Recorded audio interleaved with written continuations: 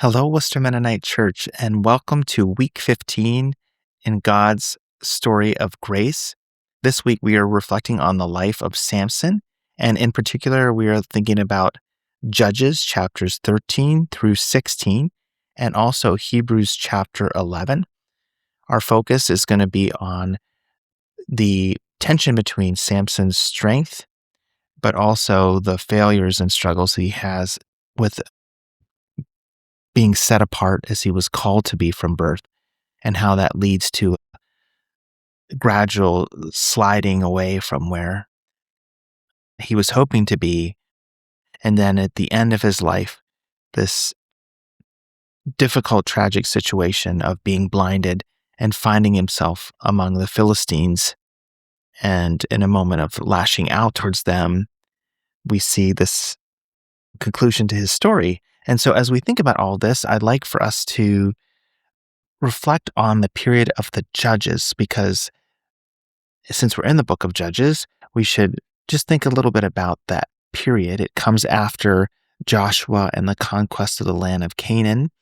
So far in our reading plan, we've covered Genesis and Exodus, and we were just starting to get to the end of Exodus, some of the later stories when we began the season of Lent.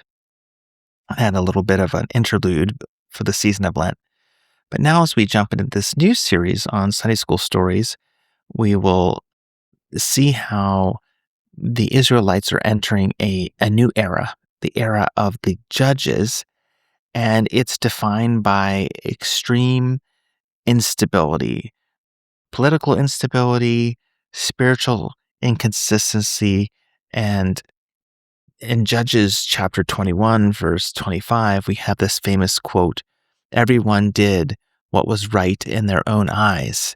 And in a way, that quote encapsulates much of what happens in this era of the Judges, that Israel fell under the oppression of the surrounding nations or tribes and struggled and called out to God, and God would provide various judges, individuals who would help lead and deliver Israel for a time, and there would be a temporary peace, and then a new crisis would arise, and Israel would sin again, and then fall under oppression, and we would cry out for help again, and God would send another deliverer, another judge, and there would also be another temporary peace. The story of Samson comes later in the book of Judges, so we've gone through this cycle multiple times, and we're coming a little bit later in that part of the story when Samson comes on the scene. And in Judges chapter 13, we see that his birth is miraculous. It's announced by an angel, and he is to be a Nazirite, which means one who is set apart. No razor was to touch his head, no wine should touch his lips. And throughout his life, the angel says he should be set apart for God's purposes. Now, for Samson, it seemed to be a lifelong calling, but we know elsewhere in the Old Testament that there was what was called the vow of the Nazirite, which is when an individual would be set apart for a period of time and commit to these practices of not drinking wine and not cutting their hair for a period of time of consecration. But in Samson's case, it seems that it was more than just a period of time. It was meant to be a lifelong calling for him. So it's interesting to think about how there's two parallel tracks in these stories related to Samson. On the one hand, we have God's action on behalf of the Israelites to deliver them from the Philistines, and God is bringing about their liberation through Samson. But then on the other track, there's Samson's unraveling and kind of his own journey where he drifts and gets further away from where he started, in that place of being consecrated and set apart. And gradually through the story, he drifts further and further away till finally in the later chapter of 16, we're even told that God's Spirit is withdrawn from Samson, and Samson doesn't realize that God withdraws his presence from him. That's how far he drifts. And so we'll think about that story, and it all starts really in this drifting begins in his adult life in chapter 14 when he desires to have a Philistine woman for his wife, and his parents object and they say, "Can't you find someone among our own people?" But Samson has his mind set, and so he pursues this marriage. But there is this very unusual story that takes place in the marriage where during the celebration leading up to the marriage, Samson tells this riddle to the wedding guests. And he says, if you can tell me the answer before the certain time, the sundown, I believe it was, of a certain day, I will give you so many tunics. But if you can't tell me the answer to my riddle, then you will have to give that same number of tunics to me. And it puts this Samson's wife to be in an awkward position because the Philistines threaten her and her family and say, if you don't help us get the right answer, then we'll harm you, basically. And Samson doesn't realize all of this. And so they get the right answer through her. She begs and Samson and pleads, and finally he reveals it. And then she tells them. And as they tell Samson the answer, he gets angry and he knows what they've done, that they circumvented him and gone through his wife to be. And so he leaves in anger. And then he goes and to believe is it Ascalon or Ashdod? Ashdod, I think. And he kills a number of residents there and steals their cloaks to bring back to give to these Philistines because that was their prize for getting the riddle correct. And then it seems as though he's estranged from who he was going to be marrying. And so the father of the bride gives her to Samson's best man, which he later finds out about and is even more upset and commits more violence against the Philistines, which in turn causes them to turn on Samson's, I guess you would say, former bride.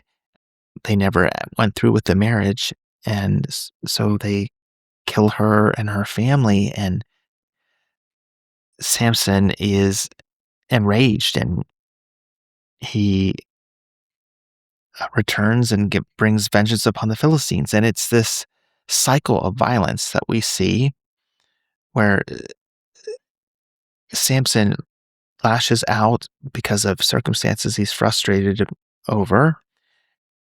And he does this in a lot of different ways. And he has a retaliation for something, a slight or something he's concerned about. And then the Philistines return in like kind with their own action of violence. And it continues that way through the book, back and forth. But there's something interesting about this.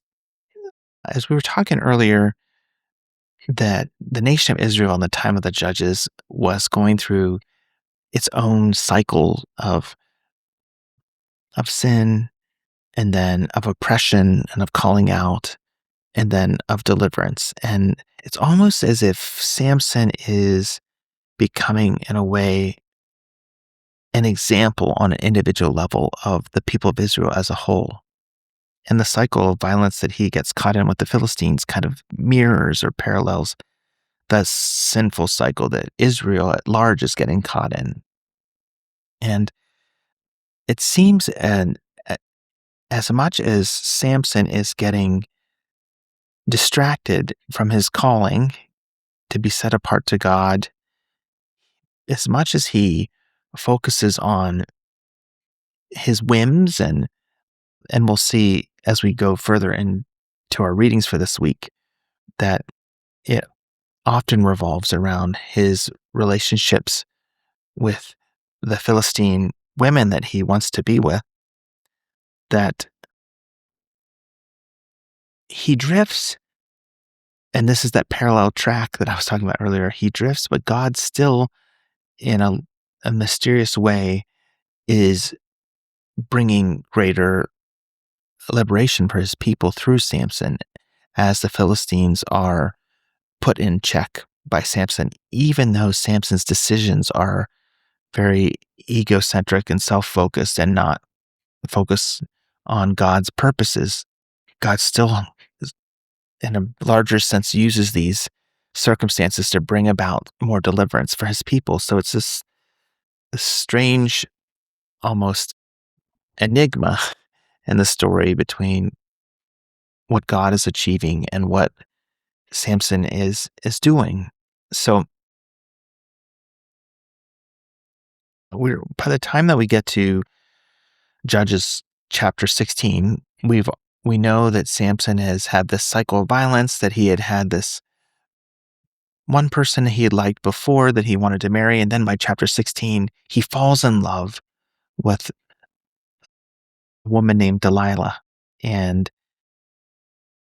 it's just a very sad progression in his fall in this chapter, as it's clear and becomes clear early on that the Philistines have approached Delilah and are offering to pay her money if she will deliver Samson to them. And she keeps trying to bind him and to get him to reveal to her his weakness. And he keeps thinking that he's invincible and untouchable. And so he'll tell her something that's not accurate, and she'll attempt to hand him over. And then she'll say, "The Philistines are upon you." And then they break in, and then Samson breaks whatever it was that was trying to hold him, whether he was tied with ropes or they are hoping they can constrain him, but he keeps breaking free. She eventually asks again, and he starts talking about his hair, and he says, "Well, if you braid my hair in a certain way, then I'll be weak and can be captured." And sure enough, they come in after she braids his hair in that way, and it does not affect him. And it's almost as if he's gone along so long in this way that she's tried and tried, and he keeps evading her efforts to hand him over to the Philistines. It's almost like he thinks that it can't happen, that nothing can go wrong here. So he finally reveals to her the secret of his Nazirite identity, or the Nazirite vow, or how his calling, that a big part of it was that no razor would touch his head. And so while he sleeps, she has somebody come and shave off his hair. And then this final time, when she wakes him and says, "The Philistines are upon you," he goes to resist, but he can't. And it's interesting to think about that quote that is given in the passage at that point, that the Spirit of God had left him, had left Samson, and he hadn't realized it. And it's just a very poignant example of drifting, that it's subtle and it comes in degrees. And it just, in his journey, this part of the story, he had made decision after decision for himself, not thinking about his calling and what he was supposed to do. And at a certain point, it's like that transition happens. And with the cutting of his hair, this sign of consecration now being forfeited, he no longer has that connection. And it's almost as if pardon me, let me finish that sentence. It's almost as if he's forfeited that connection with God, and he has. But he sort of thought that the power resided in him. I think he started to be convinced that it wasn't because he was a Nazirite or God had gifted him in a special way, but he was starting to think it was out of his own strength that he could do these things. And when his hair is cut, it reminds him, no, that it was not his power to begin with. So the Philistines capture him. They blind him by plucking out his eyes, which is very traumatic and sad. And as we think about the progression of the story, the internal blindness that he had, that his incapacity to see what was happening spiritually, to understand how Delilah was trying to capture him, and that to truly understand that he could be vulnerable and wounded by her and by the Philistines under the right conditions. That blindness then moves from an internal reality to an external reality when he's physically blinded. And the Philistines make him grind grain and serve them. And finally, they want to have a celebration for their god Dagon. And it was to take place in this temple that had these two large pillars that held up the center of the structure. So as they go for this celebration, they want to bring in Samson and have entertainment at his expense. And lo and behold, we hear in the story that his hair had begun to grow back, and his captors had not been paying attention to that. And he asks a younger servant, perhaps a younger child, to lead him by the two pillars of the temple and to place his hands on those pillars. And then he prays to God, and he basically asks God to give him strength again so that he can take vengeance or respond to his captors and what they've done to him. And he gets this burst of strength, and he's able to topple the temple. And the story says that he killed more in his death than he did in his life. Now, this is a really stark story, and I just want to take a moment to point out that as we think about the larger story of God's grace, and we say, oh, the Old Testament finds fulfillment in the New, and it progresses from what happens in the Old Testament to what we see in the New, I just want to point out a few moments of connection and contrast. So, Samson is a powerful being and is very self-focused and thinks that he does things out of his own strength. Now, we just came from Holy Friday and Easter Sunday, and the whole point of that time of reflection on Good Friday and on Easter Sunday was to say God takes weakness and makes it into strength through his love. And Jesus understood this very much and had the inverted reverse pattern compared with Samson. And so I just want to take a moment to speak about the contrast between them. So Samson's journey was one of asserting personal power through violence and wanting to overcome his enemies through his strength. And his spirit at the end, when he died, was wanting to take vengeance on those who had wronged him. Where Jesus, by contrast, approached change and using what he had not out of his strength or power to assert violence over others, but by walking the way of peace. As the Prince of Peace, he didn't come into Jerusalem to bring about the change in his own life or in our lives or the lives of his followers through violence, but he, in weakness, trusted in God and God's deliverance, and in the offering of himself freely as a servant out of love.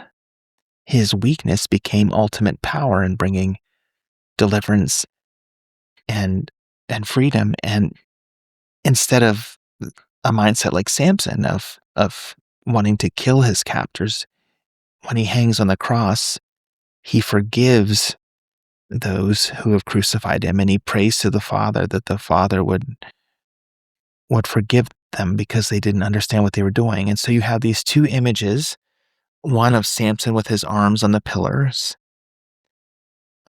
wanting to take vengeance on his enemies, and a different image of Jesus with his arms stretched out on the cross, wanting to forgive his enemies. And so the New Testament really does, excuse me, help us understand that the fullest and deepest expression of God's desire for us human beings is a redemptive, healing expression of love, and that his ultimate goal in the fullness of his story to bring freedom and redemption to people comes not through the type of strength asserted through violence, but through a self-giving act of weakness inspired by love.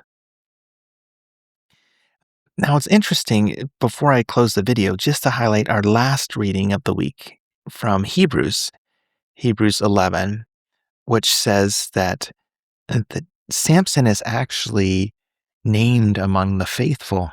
We looked at verses 32 through 40, and it kind of shows us in Hebrews 11 that people are included in God's plan that we wouldn't always expect. So they might not be people who had a high degree of moral maturity, that they had developed a lot of like depth in their faith, in their obedience, and their discipleship. Sometimes they participate in God's purposes, even though they have a lot of human inconsistency and make mistakes. And the fact that Samson experienced a resurgence of power when his hair grew back is kind of an outward sign that even though he had made such terrible miscalculations and mistakes, there was another chance for him at the end to have that restoration of what he had initially.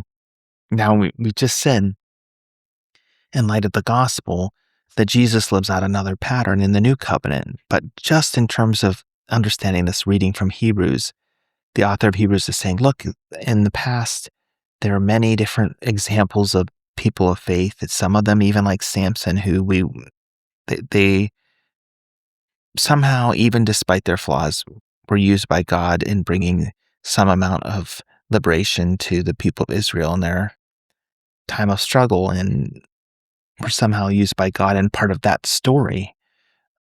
And so it's a good reminder to us, maybe a little bit about the realities of calling and faithfulness, and the power of God to bring restoration when people fall short of their calling. And we're called to be faithful, and we're called to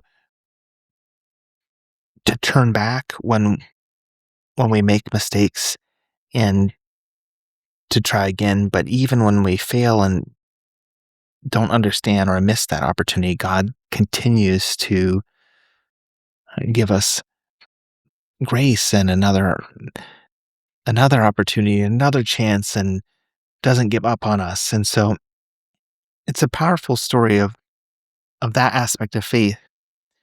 And it goes back to what we've been saying for a while now, that our weakness is actually an opportunity for God to shine through us. And if we can learn to avoid that trap that Samson fell in, of thinking our outward gifts or strengths or abilities are the center of out of which we operate and do everything and must act out of, but can learn that God's inward movement within us and how we can rely and trust in God, even in our weakness, can become through his love.